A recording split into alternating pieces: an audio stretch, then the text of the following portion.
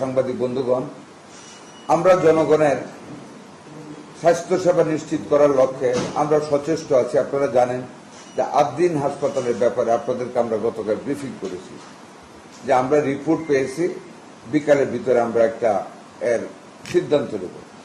আমরা আইনানুগভাবে সকল দিক বিবেচনা করে গতকাল বিকালে তাদের অফিসে আমরা নোটিশটা নিয়েছি এবং তাদের হাতেও নোটিশ পৌঁছিয়েছি। আগামীকাল রবিবার বিকালের মধ্যে এরা উত্তর দিতে হবে কেন তাদের লাইসেন্স বাতিল করা হবে না।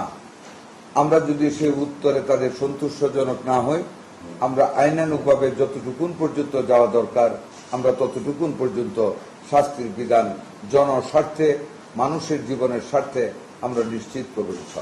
যেটা আদ্দিন হাসপাতাল, আমরা আমাদের পক্ষ থেকে আপনাদেরকে নিয়ে আমরা আমাদের সকল প্রচেষ্টা করেছি। আমি শুনেছি ওনারা একটা প্রেস কনফারেন্স করেছেন এটাকে বেআইনি বলে। আমরা সম্পূর্ণরূপে আইনিভাবে আইনের ব্যাখ্যা দেখে, আমাদের হাসপাতাল স্থাপনের বিধি দেখে, আইন দেখে আমরা পর্যবেক্ষণ করে আমরা অত্যন্ত দৃঢ়তার সাথে আইনানুগভাবে আমরা অগ্রসর হচ্ছি। এ ব্যাপারে আপনাদের সহযোগিতা আমরা কামনা করি। আগামীকাল বিকেলে আমরা নোটিশ পেলে আমরা তার পরবর্তী কার্যক্রমে এগোতে আমরা বদ্ধপরিকর।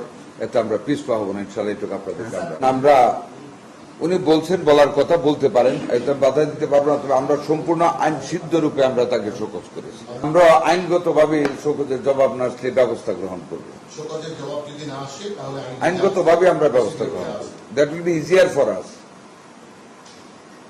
লেট আস সি, যদি আমাদের শোকজের জবাব না দেয় দেখা যাক কি হয়, আইন কি বলে দেখব।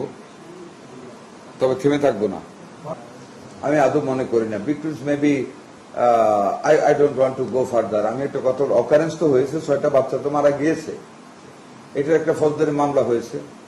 আর আমরা হাসপাতালের মালিক বলতে আমরা লাইসেন্স দেওয়ার মালিক, সে অন্যায় করেছে আমাদের চোখে, আমরা শোকজ করেছি। ভিকটিমস কি বললো বা না বললো, that will not create any impact on us. Will go as per law, as per our inquiry. আমি মনে করি সেটা। ওই ব্যাপারে আমরা যত সংশ্লিষ্ট, কালকে আমি একটু ইঙ্গিত আপনাদেরকে দিয়েছি, সংশ্লিষ্ট সকল কর্তৃপক্ষের সাথে আমাদের কথা হচ্ছে। যার যার অবস্থান থেকে তারা ব্যবস্থা নেবে। জি, কনসার্ন ডিপার্টমেন্ট, যেমন পরিবেশ বলেন, ফায়ার সার্ভিস বলেন, রাজুক বলেন, প্রত্যেকে যার যার অবস্থান থেকে আইনগতভাবে করণীয় সকল ব্যবস্থা নেবে, কেউ পিছাবে না।